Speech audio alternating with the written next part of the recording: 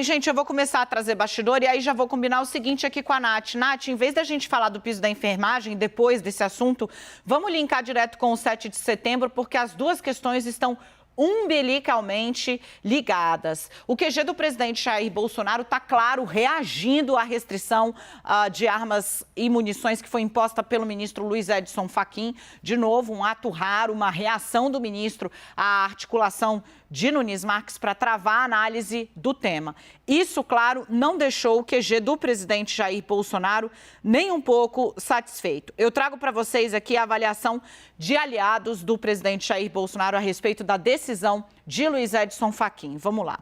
Eu perguntei para os aliados do presidente Jair Bolsonaro o seguinte: a decisão certamente teria condão de alterar o humor do presidente. E eu perguntei como é que estava ali o olhar do Planalto a respeito dessa decisão do ministro Luiz Edson Fachin. A resposta que me veio é a seguinte: evidentemente, todas essas decisões recentes dão a impressão de que há um excesso de intromissão do judiciário e confirmam as acusações do presidente e de seus apoiadores de que há ativismo judicial descontrolado. O que a fonte aliada do presidente está querendo dizer com isso?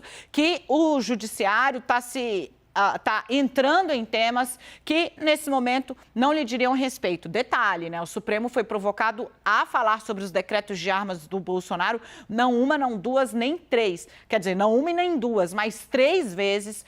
Então, não é que agiu de ofício, mas o bolsonarismo critica a decisão. O que dizem, né, os bolsonaristas? Que esse ativismo judicial não respeita os limites das competências dos outros poderes, tanto do Congresso quanto do presidente da República. E essa é a raiz da crise, de uma crítica, inclusive, à edição do próprio decreto de Bolsonaro, como disse o Yuri, porque muita gente entende que isso é competência privativa do Congresso Nacional e que o presidente utilizou instrumentos que estavam à mão dele para poder mexer na legislação que trata do porte e do acesso a armas, sem que isso tivesse que passar pelo Congresso Nacional, onde certamente a discussão seria mais detida. De toda forma, segue o aliado do presidente, o que mais nos incomoda é um duplo padrão. Olha o tamanho do calibre, para ficar aqui numa analogia com o tema, né, que das palavras utilizadas, né, duplo padrão, parcialidade escancarada, promiscuidade de decisão,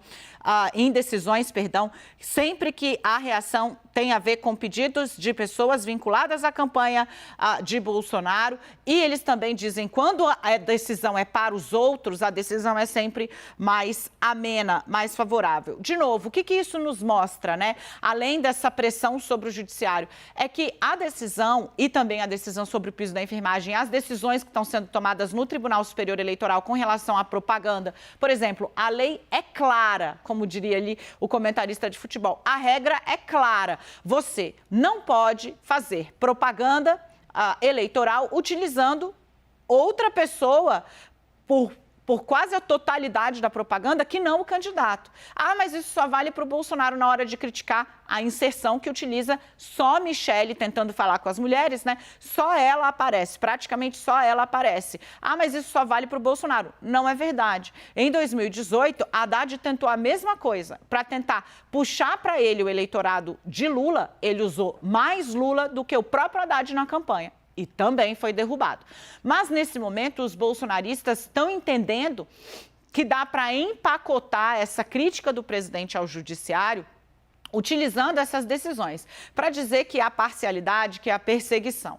Isso vai afetar os humores no 7 de setembro. A meta do 7 de setembro era falar sobre urna eletrônica, de novo, urnas eletrônicas e transparência nas eleições. A ideia macro era essa. Diante dessas manifestações que irritaram o presidente Jair Bolsonaro e seu QG, é esperado que venham, sim, ataques ao Supremo Tribunal Federal e ao que o bolsonarismo entende como parcialidade dos integrantes do Judiciário. A ver, então, como fica o clima no 7 de setembro diante disso.